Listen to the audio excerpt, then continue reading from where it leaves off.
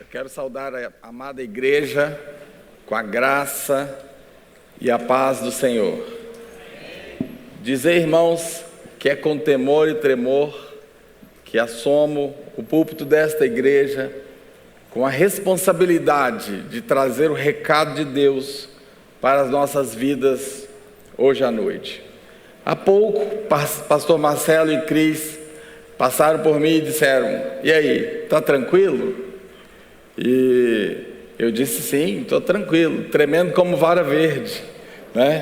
Tremendo como se fosse a primeira vez, porque grande é, irmãos, a responsabilidade. Por isso mesmo, encareço das orações intercessórias dos irmãos, para que aquele recado de Deus, que Deus já separou para o nosso coração, seja pontual e fielmente entregue para todos nós nessa noite. Também quero saudar os amados irmãos que estão à distância na internet, que também é a igreja, onde quer que possa ser esse sinal alcançado, que o Senhor se faça presente na sua vida e que o Senhor fale profundamente ao seu coração. Irmãos, eu gostaria de pedir que você inclinasse a sua fronte, fechasse os seus olhos nesse instante. Antes de trazermos a palavra, vamos pedir ao Senhor que nos use, que sejamos instrumentos dEle, que sejamos todos instrumentos de fala e audição. Como diz alguém, a palavra é do pregador, a escuta é da plateia, é da igreja. Que sejamos prontos para ouvir o Espírito do Senhor. Pai, nesta noite, Senhor, quero te louvar por esta oportunidade. Eu quero te louvar, ó Pai, pelo privilégio de estarmos na Tua casa. Eu quero te louvar, ó Pai, pelo privilégio de termos sido resgatados pelo Senhor, de sermos igreja, pela liberdade de culto, Senhor, por podermos, ó Pai, estarmos de portas abertas, anunciando que só o Senhor é Deus, que só o Senhor é Deus, Pai, que só o Senhor salva. Muito obrigado a Deus por esse privilégio. E agora, ó Pai, de modo particular, eu quero te pedir que o Senhor possa usar a minha vida, Senhor. Pai, que aquilo que o Senhor já depositou em meu coração seja fielmente entregue, ó Pai. Porque bem sei, Senhor, que o Senhor não tem compromisso com o pregador, o Senhor tem compromisso com a Tua palavra. O Senhor não tem compromisso com o profeta, o Senhor tem compromisso com a profecia. O Senhor zela pela Sua palavra, Senhor. E, ó Pai, nesse instante, que a Tua palavra seja fielmente entregue pelo Teu servo, que eu seja apenas um instrumento, Senhor, que nada saia de mim mesmo. Em nome de Jesus, amém. Meus irmãos, em Salmos 19, no versículo 1 diz: os céus manifestam a glória de Deus, e o firmamento anuncia a obra de suas mãos. E eu pensava, irmãos, fazendo um paralelo, enquanto preparava esse sermão, eu pensava na maravilha que é o corpo humano e de como Deus foi primoroso ao construir e fazer funcionar o nosso corpo. Ficava eu pensando de quão inexcusável é um médico, um cirurgião, de não se quedar reconhecendo a soberania, o poder criador, a realidade de Deus, diante da constatação da perfeita fisiologia do organismo. Somente mãos divinas, absolutamente habilidosas, poderiam fazer o nosso corpo como ele é. Nós não somos obra do acaso. Nós não somos obra do acaso. E quando pensava assim, irmãos, 4 atributos do nosso corpo me vieram à mente, e eu gostaria de dividir com os irmãos hoje à noite. Eles são absolutamente típicos desse aspecto maravilhoso com que Deus obrou no corpo humano. O primeiro aspecto do qual eu queria fazer menção hoje à noite é a bipedia e a deambulação. A bipedia é a habilidade de se colocar de pé de colocar de pé apoiado nos pés. A habilidade que nos diferencia da maior parte dos animais. E talvez você nunca tenha nem parado para pensar nisso. Pergunte a um engenheiro o que é manter um objeto de 100 quilos apoiado numa estrutura de 30 centímetros. E como Deus é maravilhoso, Ele pega essa estrutura em bipedia e põe para deambular, põe para caminhar e a faz correr. Há pouco, irmãos, assistimos, e eu sempre assisto com certa admiração, até porque não é minha performance absolutamente, mas assisti a performance dos atletas nas Olimpíadas. Que maravilha! Exercício da bipedia e da deambulação. Mas há um outro atributo que eu quero citar para você hoje à noite: o movimento de oposição, de oponência do polegar, permitindo um gesto absolutamente elaborado. Talvez você nem saiba disso. O gesto em pinça, que permite tanta habilidade para nós. Que maravilha! Não há paralelo na criação nesse gesto. Ele é exclusivo dos humanos. O gesto em pinça. E há uma terceira habilidade, irmãos, a habilidade de falar e de ouvir. Que maravilha é pensar nessa habilidade. Este momento de culto só acontece, os irmãos somente me ouvem porque eu falo e os irmãos ouvem. Maravilha de Deus. Não podemos nos dar conta desse atributo e não render graças ao Criador e reconhecer a sua existência. E é um quarto e último, irmãos, a habilidade, atributo do nosso corpo, que esse é particular, esse é extraordinário, esse não tem paralelo de comparação. Certamente os irmãos já sabem que me refiro à visão. Que difícil é conceituarmos visão. Talvez nós pudéssemos dizer que visão é um fenômeno biopsíquico, sócio, espiritual, vejam quantas implicações, relacionado à aquisição fenomenológica das implicações, das atribuições do ambiente que nos cerca. Tudo isso para dizer ver. Que fantástico que é a visão. E você já pensou na aproximação que existe entre a visão e o mundo espiritual? Se você percorrer as páginas bíblicas, vai encontrar um sem número de visões. Servos de Deus que tiveram experiências visuais. Que fantástico. O mesmo sentido sendo usado de forma maravilhosa por Deus. O sentido da visão. E é exatamente um olhar sobre esse sentido, irmãos, que nos traz hoje com a mensagem 4 empecilhos à visão do reino.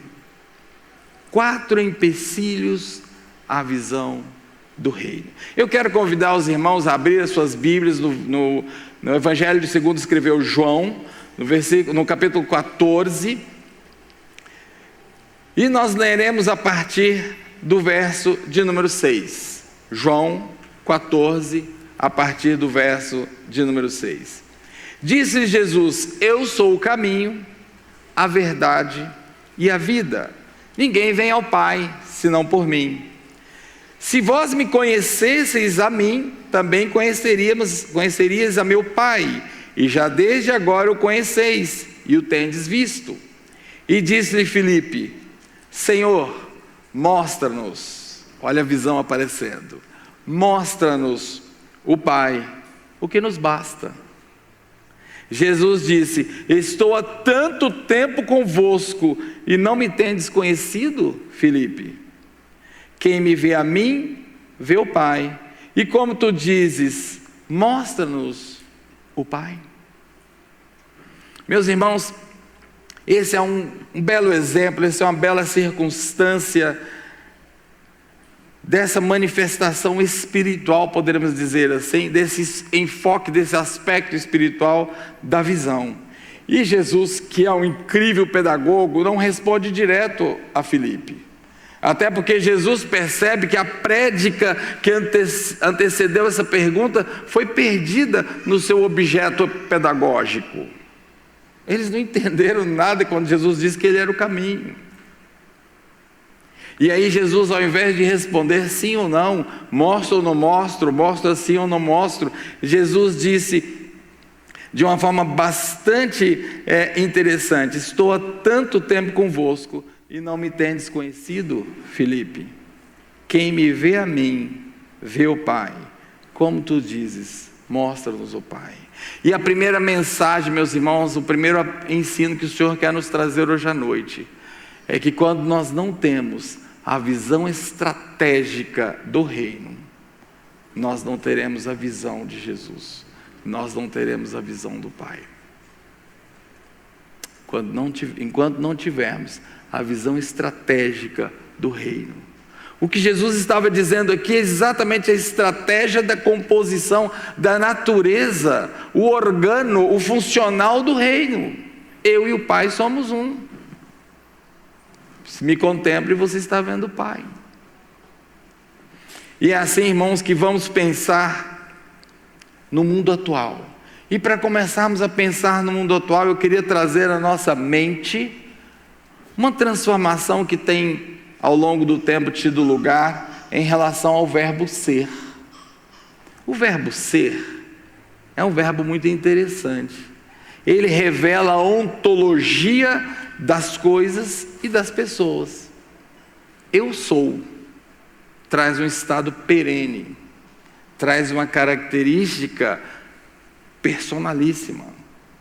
E ao longo do tempo, irmãos, nós temos mudado o verbo ser por 4 outros verbos. Note que interessante. Temos trocado o verbo ser pelo verbo estar. Temos trocado o verbo ser pelo verbo ter. Temos trocado o verbo ser pelo verbo ver. E modernamente, temos trocado o verbo ser pelo verbo sentir. Nós somos a geração das sensações. Nós somos a geração onde o que impera é o que eu sinto.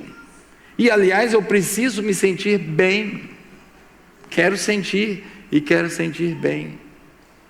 E então nós vamos evocar a figura do prazer, nós vamos evocar a figura do sentir-se bem. É nesse pano de fundo que eu quero que examinemos os 4 empecilhos. Os 4 empecilhos que atravancam, que nos tiram a visão estratégica do reino. O primeiro empecilho, irmãos, é a ansiedade. E eu quero que você abra a sua Bíblia em Lucas 24 e você deixe marcado, é um texto um pouco longo, não lerei inteiro com você, mas examine esse texto, quem sabe ainda hoje à noite, antes de dormir, dos versículos 13 aos versículos 31. Eu quero descrever para você a cena, a circunstância que está tendo lugar aqui. Jesus havia morrido, já havia 3 dias. A tristeza tomara conta dos discípulos, mesmo tendo sido eles avisados de que Jesus ressuscitaria, mesmo tendo sido eles avisados de que viria o Consolador.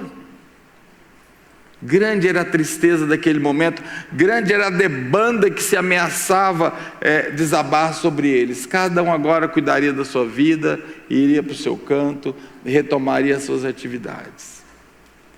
E eis que a caminho de uma aldeia chamada Emaús estão 2 discípulos. E eu quero dizer para você que um desses discípulos era nada mais, nada menos, segundo Eusébio, tio de Jesus, tio postiço na verdade, era irmão de José, já que José não era exatamente pai de Jesus, então um tio postiço. Mas quero dizer para vocês, dizendo isso, que ele era muito conhecido, Jesus era muito conhecido desse homem. Aliás, Jesus era muito conhecido em toda a região. E agora esses 2 discípulos caminhavam e comentavam dos fatos, e era marcante a tristeza que tomavam aqueles 2 enquanto dialogavam. E nesse interim vem Jesus de forma maravilhosa e se coloca entre eles e vai caminhando com eles. E de repente Jesus se põe na conversa. É maravilhoso quando Jesus entra na conversa. Jesus entra na conversa e começa a dialogar. E o próprio tio de Jesus, o Cleopas, é interrogado por Jesus: mas o que está acontecendo? E aí o tio de Jesus diz: você só pode ser um forasteiro.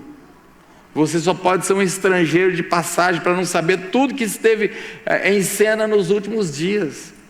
O que aconteceu com Jesus, a forma como o mataram. E aí Jesus então segue conversando, e eles não reconhecem Jesus. E irmãos, eu quero chamar a atenção ao quão marcante era a ansiedade, era a depressão, era a tristeza daqueles dois discípulos. E eu quero destacar dessa perícope um pequeno trecho para dizer para vocês. Ele dizia assim: que coisas? O que aconteceu? Jesus interrogando, respondeu: ele era um profeta, poderoso em palavras, em obras diante de Deus e diante do povo. E os chefes dos sacerdotes e as nossas autoridades o entregaram para ser condenado à morte e o crucificaram. Hoje já é o 3º dia desde que tudo isso aconteceu. Hoje já é o 3º dia depois que tudo isso aconteceu.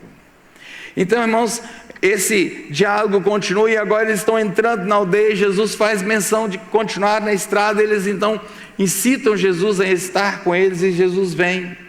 E é chegado agora o momento do lanche da noite, e Jesus então dá graças.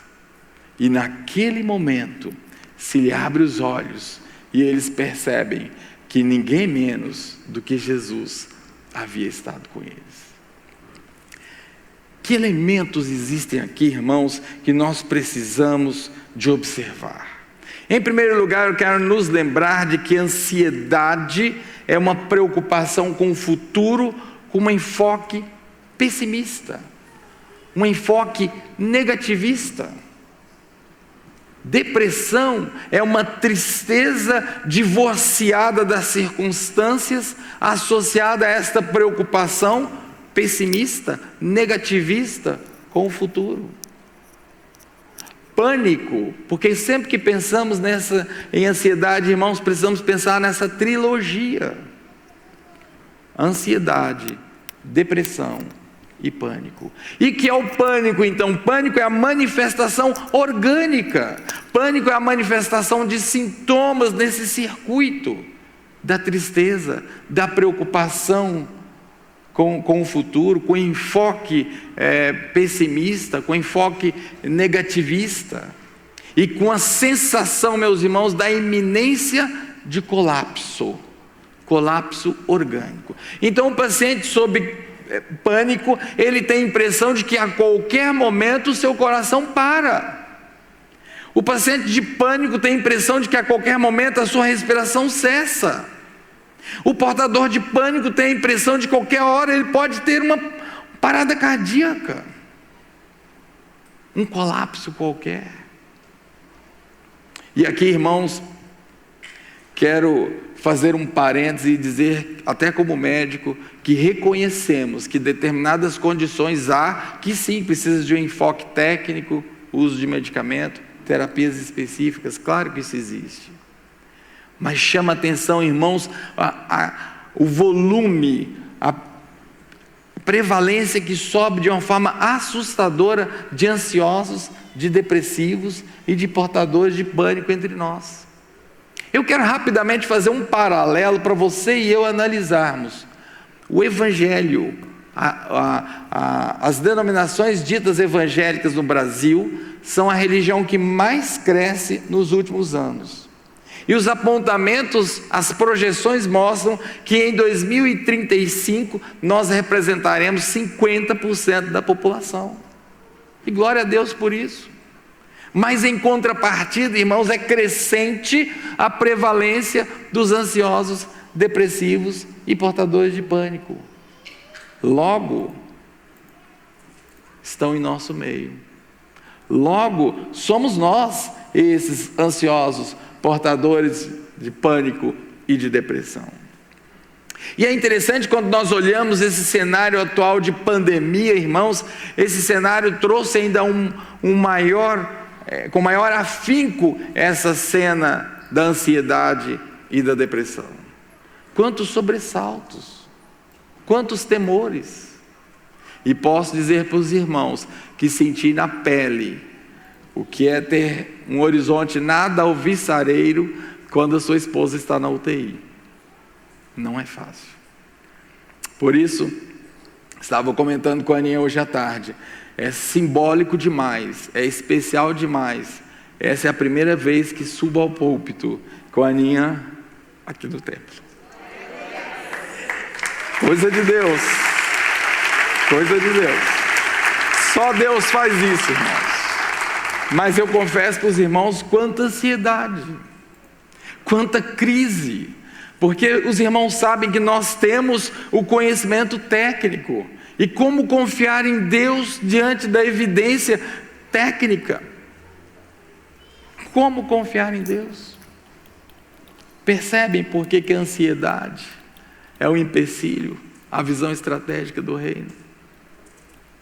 Ou nós vencemos a ansiedade, ou nós nos entregamos na verdade a Jesus para que Ele por nós vença a ansiedade, ou não teremos a visão estratégica do reino. Meus irmãos, quando nós pensamos em ansiedade, quando nós pensamos em depressão, quando nós pensamos em pânico, nós somos impedidos de ver que Jesus está caminhando na estrada de Emaús ao nosso lado. Nós deixamos de ver que Jesus é esse terceiro que se nos ajunta, que entra na conversa. E eu quero que nós observemos, irmãos, qual foi o antídoto, qual foi a situação criada para que aquela condição fosse resolvida. Qual foi a condição para que a gente visse a alteração, visse a saída daquela condição ruim? A palavra de Deus nos diz que nós não devemos andar ansiosos por coisa alguma. Não andeis ansiosos por coisa alguma, diz a palavra. Antes sejam conhecidas. E aqui está, irmãos, o grande antídoto para a ansiedade. Aqui está o que Emaús tem para nos ensinar. Não andemos ansiosos por coisa alguma, mas em tudo pela oração e súplica e ação de graças. Foi tudo que aconteceu naquela mesa, daquele lanche da noite com Jesus. Oração e ação de graças pelo pão. Os olhos se abriram, fugiu toda a tristeza, fugiu a ansiedade, voltaram atônitos e alegres para contar para os irmãos o que havia acontecido no caminho de Emaús. Acabou. Eu queria que você considerasse ansiedade, depressão e pânico na sua força de impedir que tenhamos a visão estratégica do reino. E esse é o primeiro empecilho, irmãos, e nota que relacionado à visão. Jesus está do lado do tio, e o tio não o reconhece, não enxerga nele aquela pessoa tão conhecida. A ansiedade tira de nós a visão estratégica do reino. O segundo empecilho, eu quero também que você marque na sua Bíblia, é uma passagem que se encontra em 2 Reis, capítulo 6, o texto está dos versículos 8 ao 23. 2 Reis 6, de 8 a 23. Da mesma forma, irmãos, não quero ler todo o texto para não ganhar tempo, mas gostaria de descrever para os irmãos mais uma vez a cena que tem lugar aqui. Uma cena muito interessante.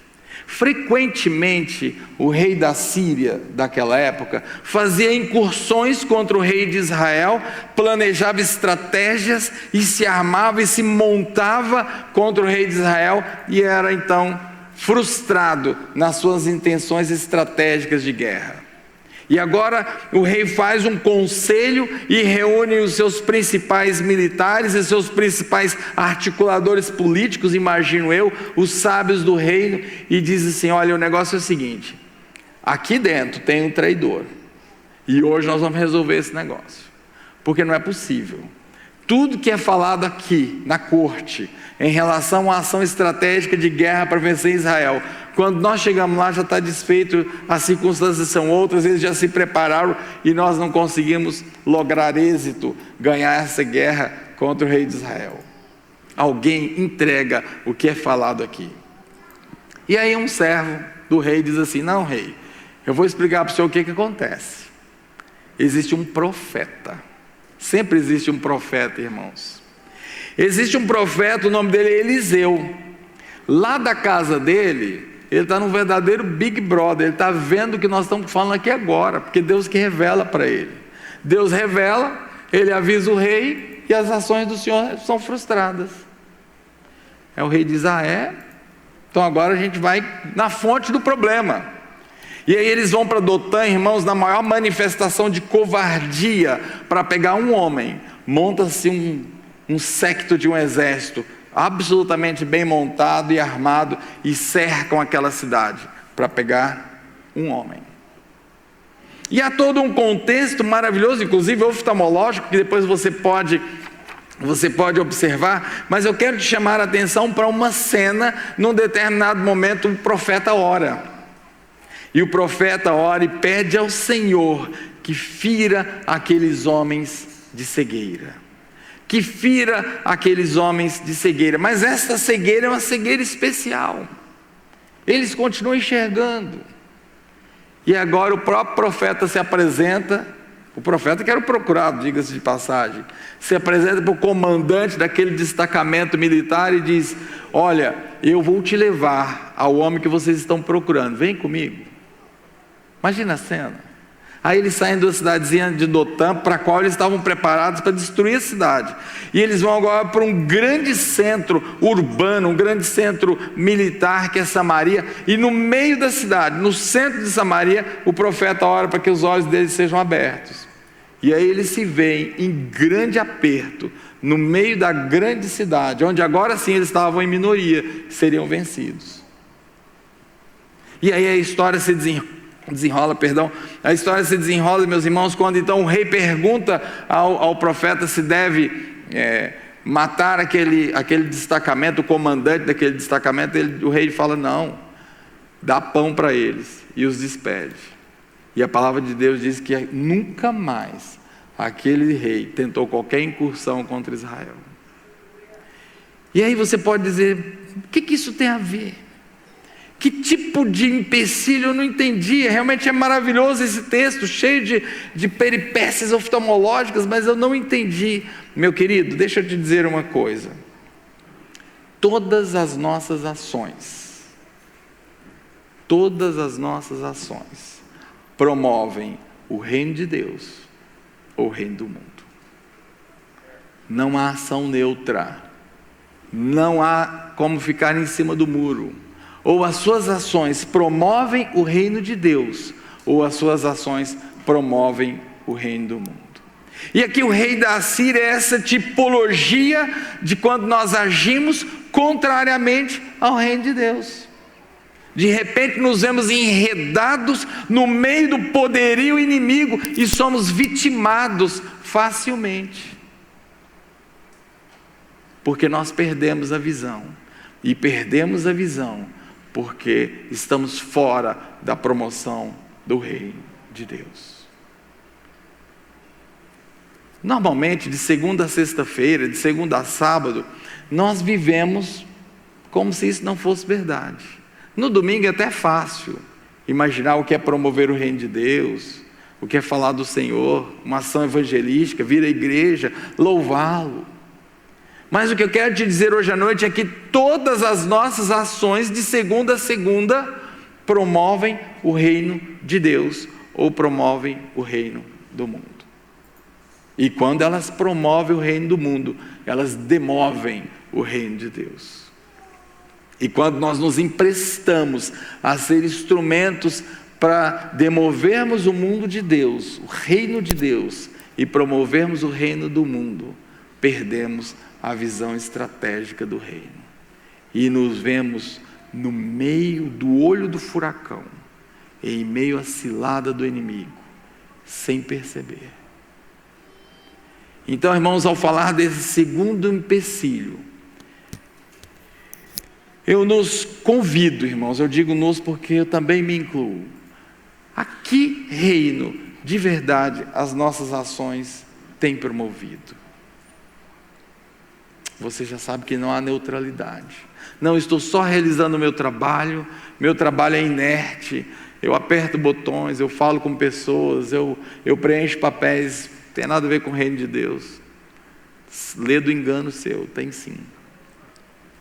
E o que o Senhor nos está dizendo hoje, façamos o que fizermos, seja qual for nossa atividade, seja qual for nossa ocupação, seja o que for que nos acontecer a partir de amanhã, que esta semana seja uma semana de promoção do reino de Deus. E veremos, irmãos, descortinar diante de nós a visão estratégica do reino. É por isso que Jesus, ao nos ensinar a orar,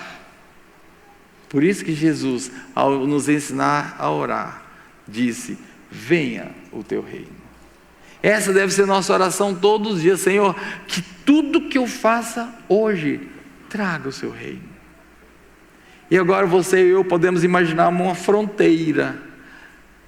Quando o reino de Deus expande, o reino do mundo encolhe. Nós saqueamos o inferno. O contrário também. Quando nós expandimos o reino do mundo, nós desviamos pessoas da salvação. Isso é sério.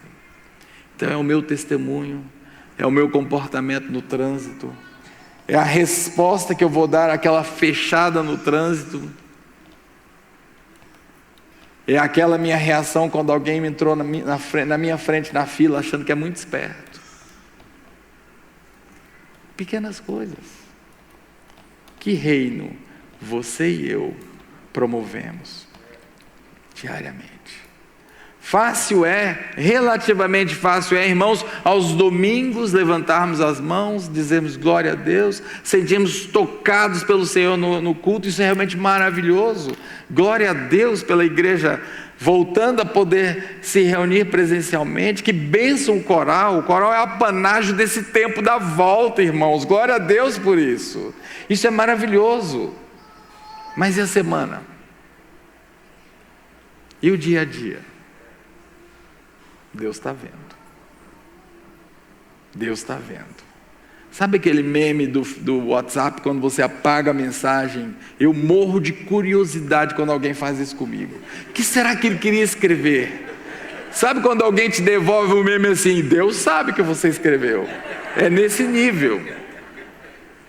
É nesse nível que Deus sabe o que você vai fazer amanhã. Promovamos o reino de Deus. Encolhamos o reino de Satanás. Envergonhemos o inimigo, não o Senhor. Terceiro empecilho, irmãos, mais um fenômeno oftalmológico ocorrendo na palavra de Deus. Mais uma viagem vamos fazer. Agora vamos para 1 Samuel, capítulo 16, são 13 versículos. Da mesma forma, não vou querer ler com os irmãos toda a extensão, para que a gente foque naquilo que o Senhor quer nos ministrar hoje à noite, para que não seja enfadonho para os irmãos. A cena aqui muda-se drasticamente. Estamos falando do início do declínio do reinado de Saul, o primeiro rei de Israel. Saul, que tinha por Samuel seu padrinho, havia decaído da graça do Senhor.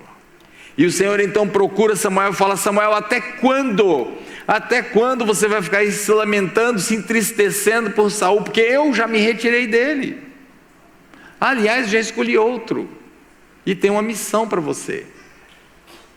Você vai à casa de Jessé, porque um dos filhos de Jessé é meu escolhido.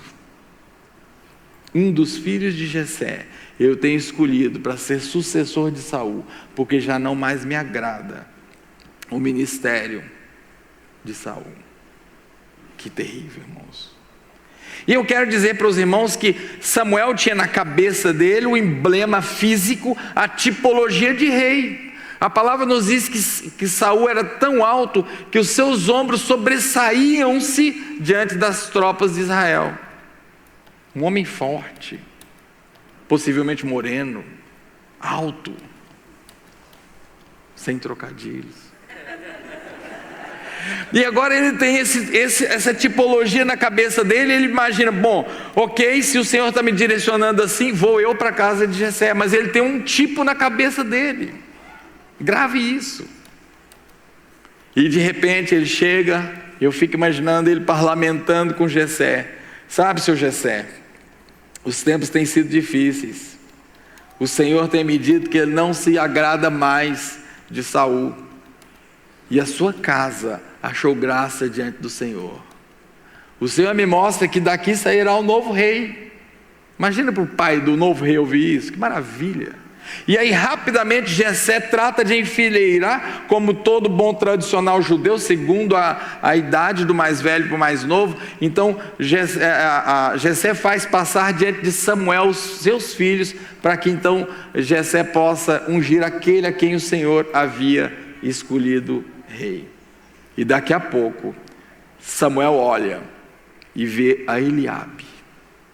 Deixa eu ler para você o que vai acontecer aqui.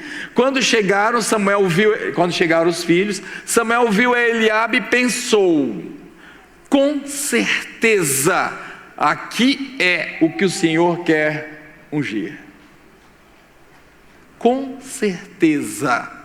Meus irmãos, o que Deus havia dito? Vamos considerar. Vá à casa de Jessé, porque lá de um dos filhos dele eu vou ungir um rei. Falou quem era? Não, que certeza é essa? Que petulância é essa? De onde veio essa determinação?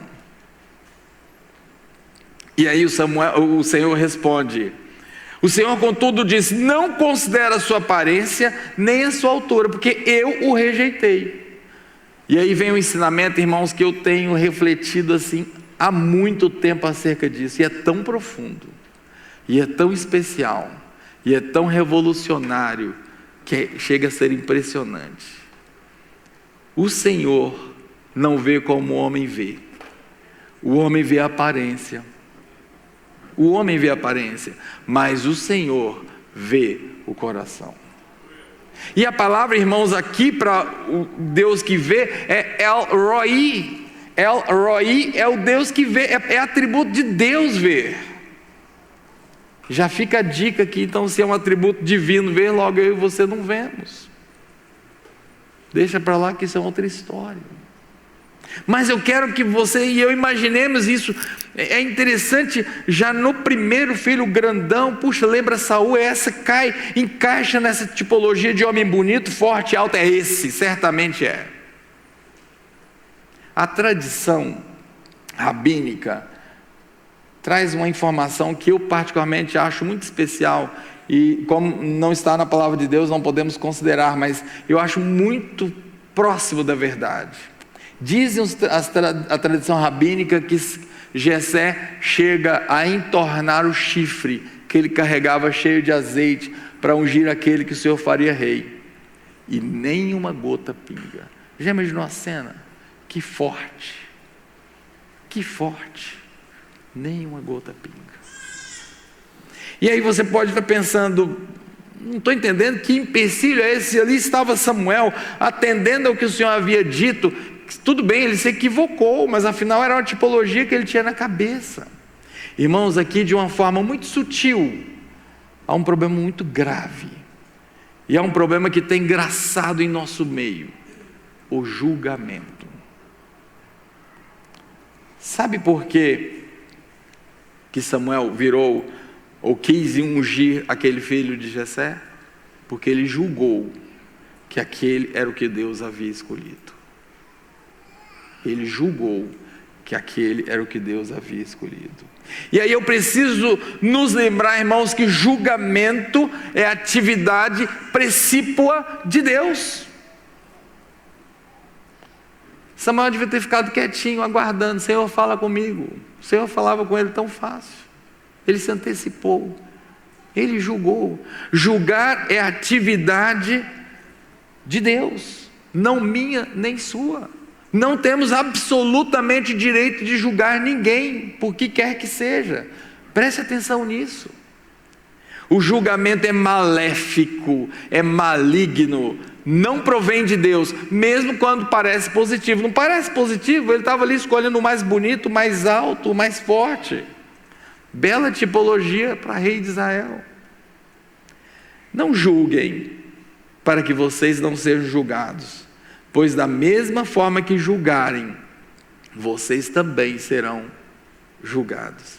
E a medida que usarem, também será usada para medir vocês. Muito sério isso, irmãos. Quanto julgamento fazemos em nosso meio, nas mais diferentes situações.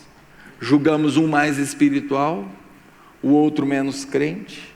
Julgamos um mais digno da graça do Senhor, o outro mais carente dela.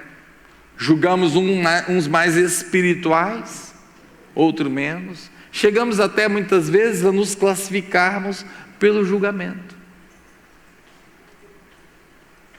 Que coisa séria é isso. Que coisa séria. E aqui, irmãos, eu preciso estabelecer um conceito, porque pregação também é escola dominical, um conceito muito importante. Esse julgamento aqui nada tem a ver com premissa moral, com senso do certo e do errado.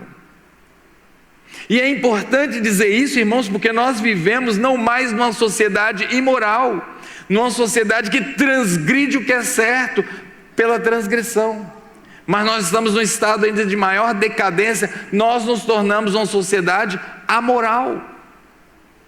Não há mais o bem e o mal. Pode pensar, pode considerar, pode observar. Diante de uma situação qualquer, quando você pergunta para alguém, isso é certo ou errado, a resposta é invariavelmente, depende. Perdemos referenciais absolutos do que é certo e do que é errado. Eu trouxe aqui, irmãos, um fragmento de um texto de um autor chamado Zygmunt Bauman, um sujeito que tem corrompido o pensamento filosófico moderno. Eu faço questão de ler isso para os irmãos, porque a igreja não pode ser ignorante. A igreja não pode ser alheia ao que está se pondo lá fora, ou melhor, muitas vezes se pondo aqui dentro da igreja. Olha só o que esse autor diz num dos seus trechos, num livro chamado Amor Líquido. Vivemos em um mundo de incerteza, extrema insegurança em relação à ordem política e à estabilidade de cada sujeito dentro da sociedade. São tempos de relações sociais frágeis que cada vez mais se tornam relações mercantilizadas e individualizadas. Não há um referencial moral, mas ele não está fazendo uma constatação, ele está pregando que não haja mesmo. Não há um lado a seguir, como na época da divisão do mundo entre bloco capitalista e bloco comunista.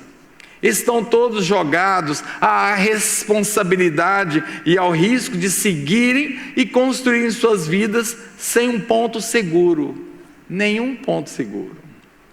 Sem pressão para estabelecer responsabilidade mútua entre seus participantes. Ele agora está falando de relacionamentos.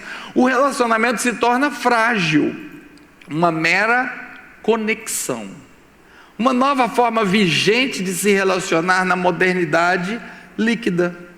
Todos podem, sem o menor remorso, trocar os seus parceiros por outros ainda melhores.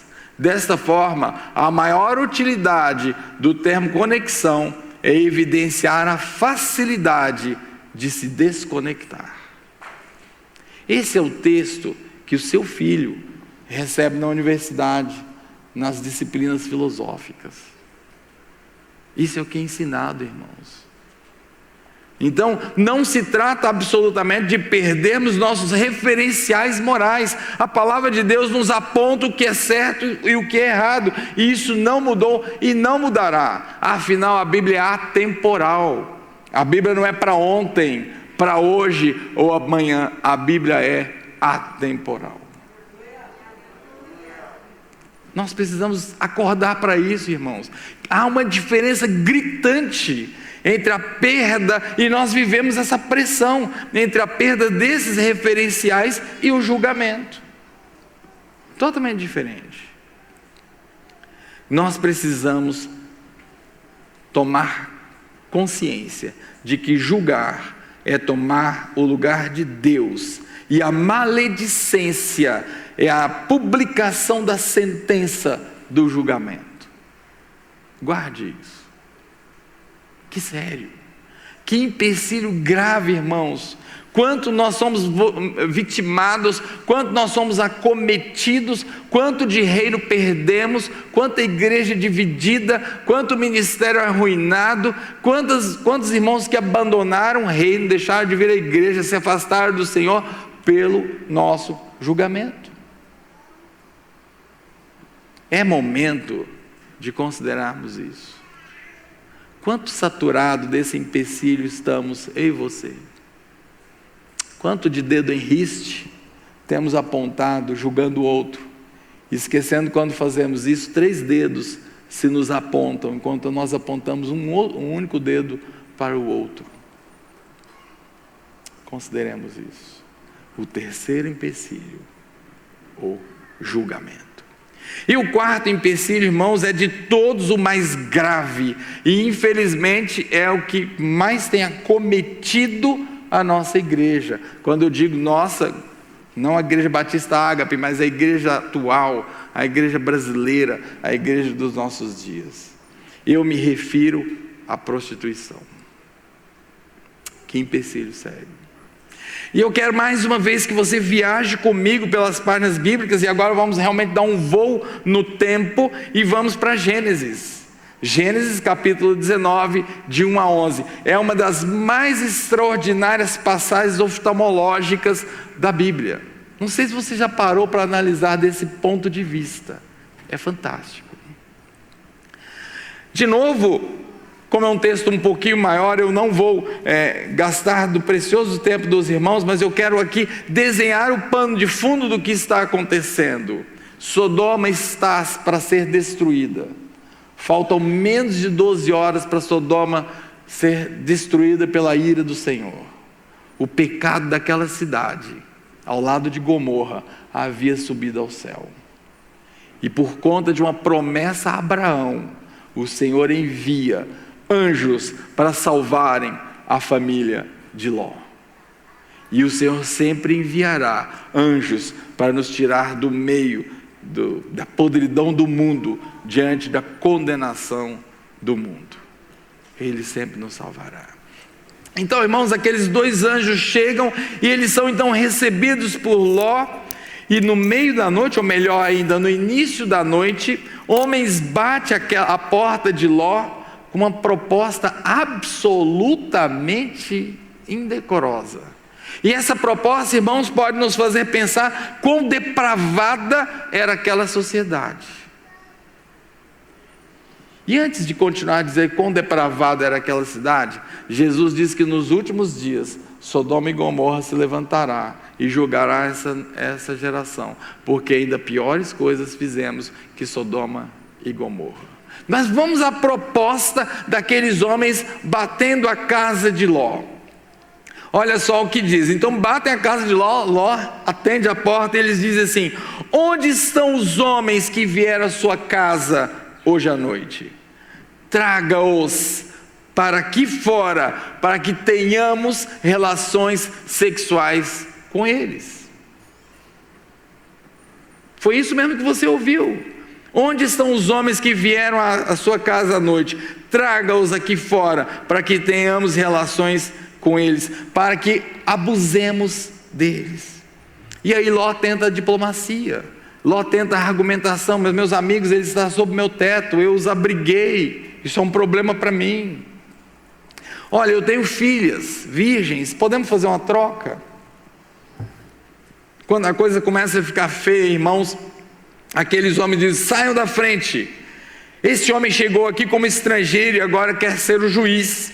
Faremos a você pior do que a eles. Nesse momento, então, irmãos, os anjos que estavam visitando Ló protegem então Ló, fecham a porta e ferem de cegueira aqueles homens, e ficaram eles, do menor ao maior, tinha jovens e tinha velhos, segundo a palavra de Deus. Eles passaram a noite inteira procurando a porta. E aqui é digno, irmãos, de pararmos e analisarmos essa cena. Essa cena é rica demais para passarmos de en passant. Se fosse cegueira de trevas, você concorda comigo que essa ideação há muito seria demovida do coração deles? Imagina, eles estão ali prontos para maldade, né? Eles estão prontos para abusarem dos homens que chegaram sem saber que eram anjos, e então são feridos de cegueira, trevas. Eles não vão continuar na mesma ideação, absolutamente. Eles vão buscar recursos médicos, vão buscar uma ajuda, vão sair pedindo socorro, desesperados. Não, eles continuam, irmãos, eu quero que você note essa nuance. Eles continuam como se nada tivesse acontecido, continuam fervorosos na mesma ideação, buscando o mesmo intento. Nós queremos descobrir a porta, porque vamos estourar essa porta, vamos pegar esses homens e vamos abusar deles. E ficaram a noite inteira procurando a porta. Não é fantástico isso? Não é impressionante isso? A noite inteira procurando a porta. Para eles tudo estava na maior normalidade. Para eles a visão estava preservada, a saúde estava ótima, o vigor era perfeito e a ideação firme: vamos abusar daqueles homens, porque isso nos dá prazer.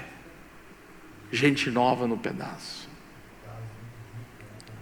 E aí, irmãos, eu fiquei pensando nesse ambiente de prostituição, nesse ambiente de promiscuidade, e fiquei trazendo para a nossa realidade, irmãos. Fiquei imaginando contextos como vida sexual entre solteiros. Recentemente eu li uma dissertação de mestrado e eu achei aquele dado extremamente assustador. 83% dos entrevistados, a ideia do mestrado, da dissertação, era comparar a atividade sexual entre os jovens das mais variadas religiões. 83% dos jovens evangélicos referiram que já haviam tido experiência sexual, solteiros. 42% responderam que tinha vida sexual ativa com suas namoradas ou namorado. Esse pessoal está dentro da igreja. Como tem sido o padrão do namoro dos nossos filhos?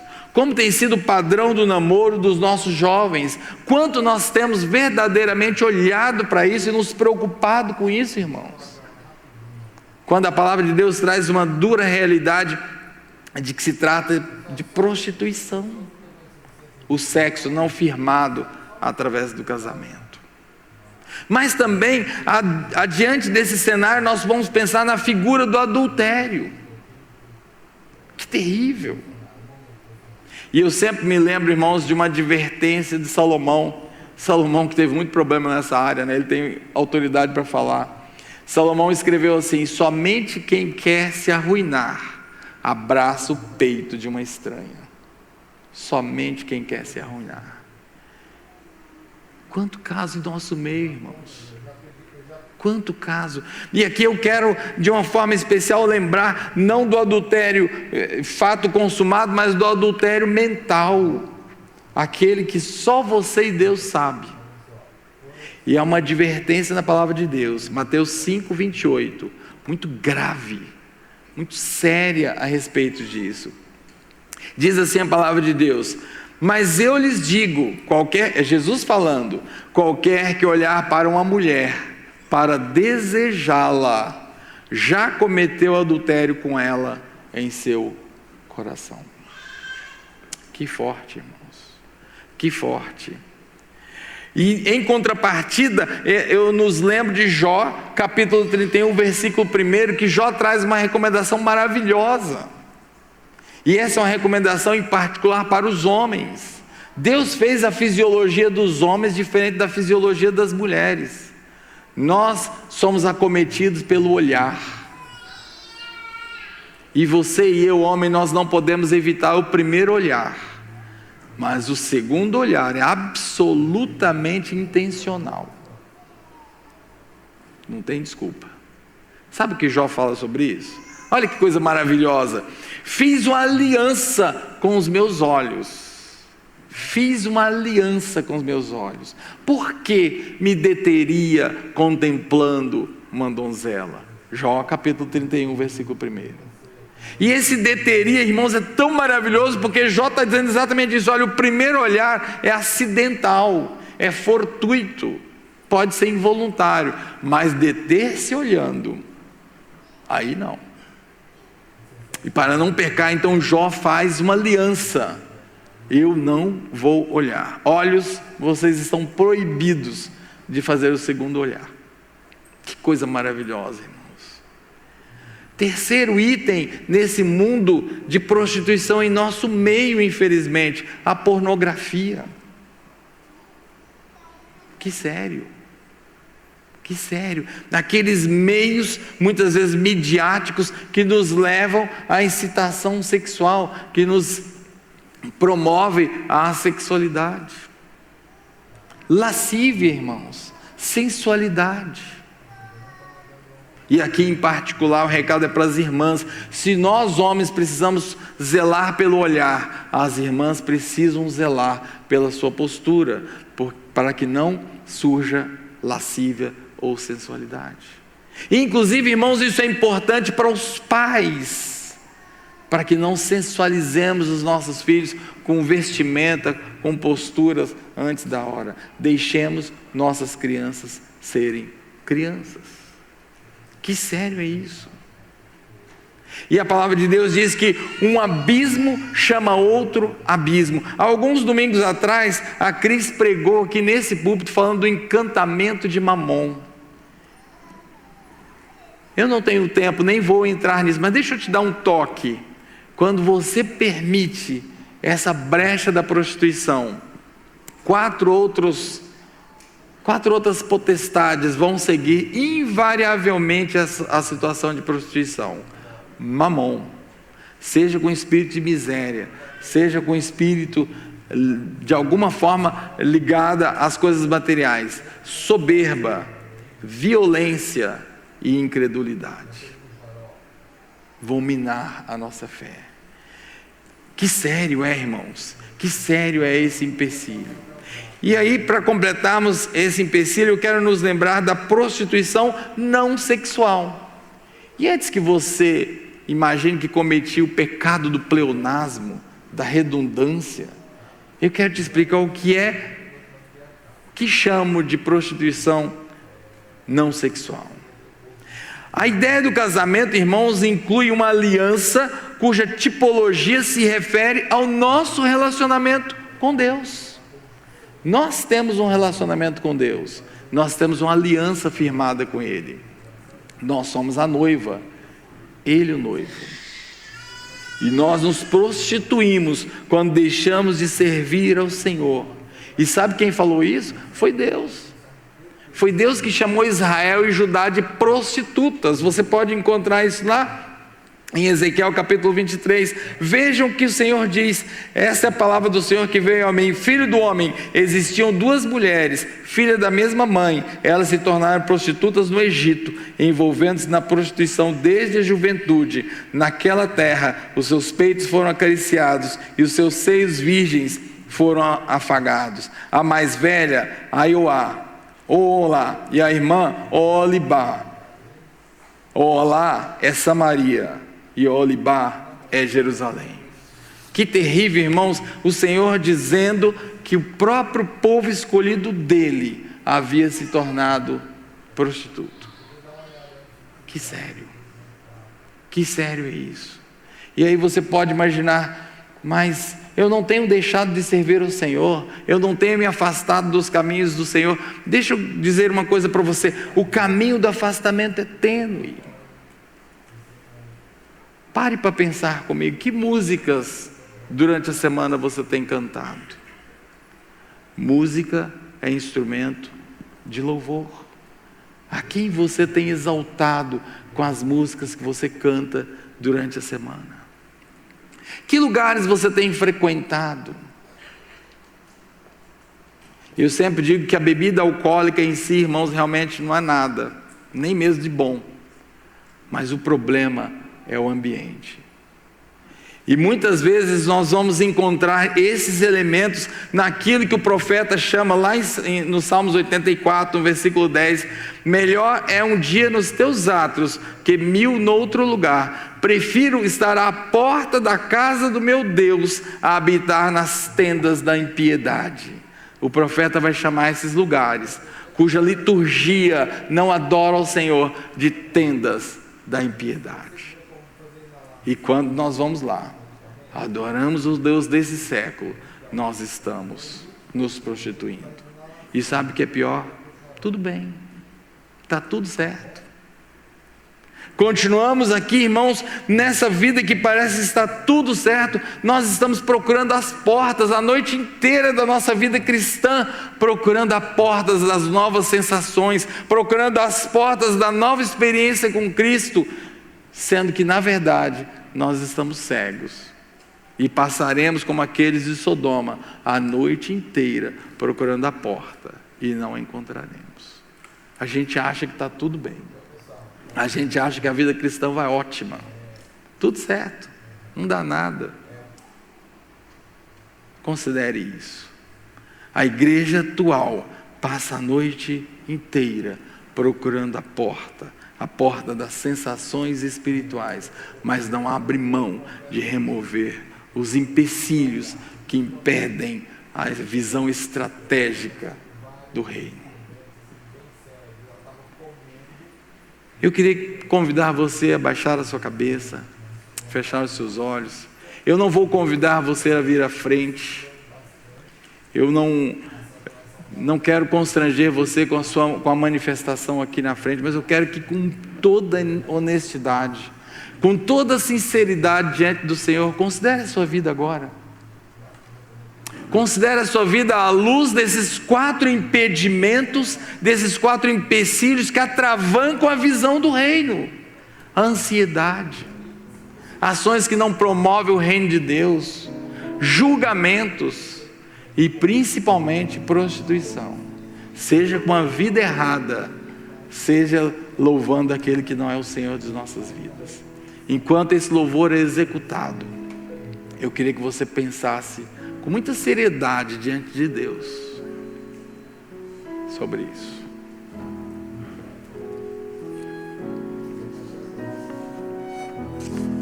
O Senhor é meu pastor e nada me faltará.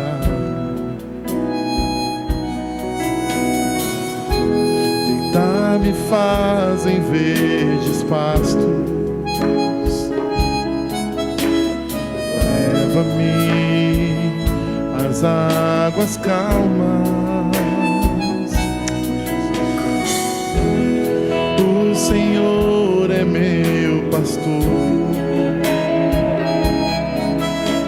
e nada me faltará.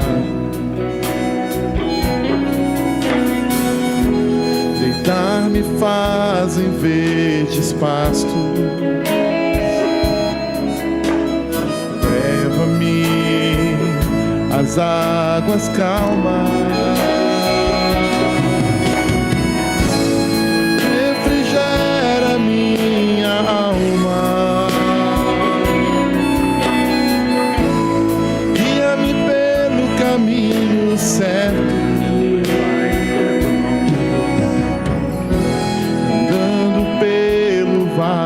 Escuro, onde a morte está bem perto,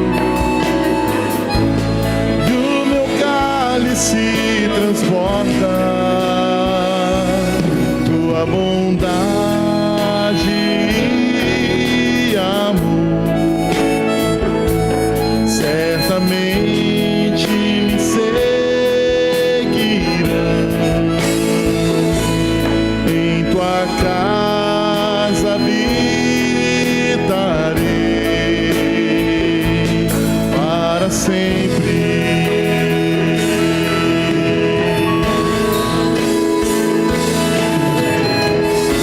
Diante dos meus inimigos, uma mesa me prepara. Unges-me com óleo santo,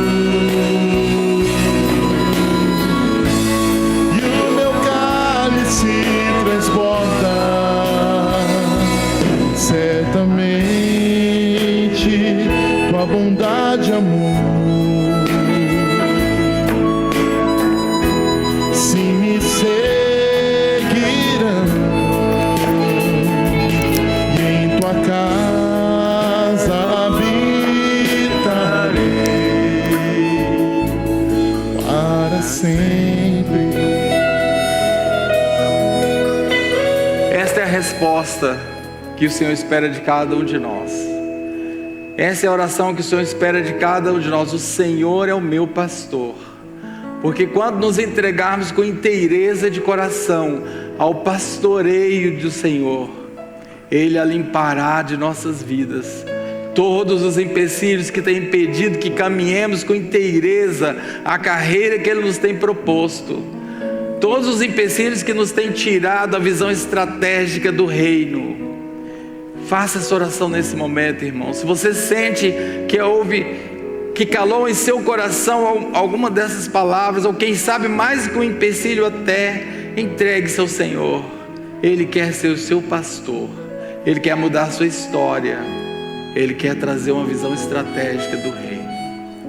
Pai, nós estamos diante de Ti, Senhor. Esta é a Tua palavra, Senhor. Ela é viva e eficaz, Senhor, e ela não volta vazia. Esta é a palavra, Senhor, que ardia no meu coração, ó Pai. E esta é a palavra que tentei entregar para os meus irmãos, conforme o Senhor colocou no meu coração. Pai, agora eu quero te pedir que o Senhor complete a obra no coração de cada um de nós, Senhor. Que nós sejamos resgatados como igreja, Senhor. Que nós possamos ser resgatados ao primeiro amor, ó Pai. Que nós possamos ser resgatados, ó Pai, para aquela missão original que o Senhor nos trouxe, para aquilo que o Senhor nos salvou, Senhor. Faz dessa expressão, o Senhor é meu pastor, uma completa realidade nas nossas vidas, ó Pai, com todas as implicações que esta declaração traz. Que toda a igreja, Senhor, que todo o teu povo possa dizer a uma só voz: o Senhor é o meu pastor e nada me faltará. Não me faltará a visão estratégica do reino, empecilho algum me toldará a visão de ver o sobrenatural do reino realizando, se tornando realidade em minha vida a cada dia. Assim eu oro, Senhor, confiadamente em Teu nome, na esperança do Teu nome, ó Pai, em nome de Jesus, amém. Que Deus abençoe, irmãos.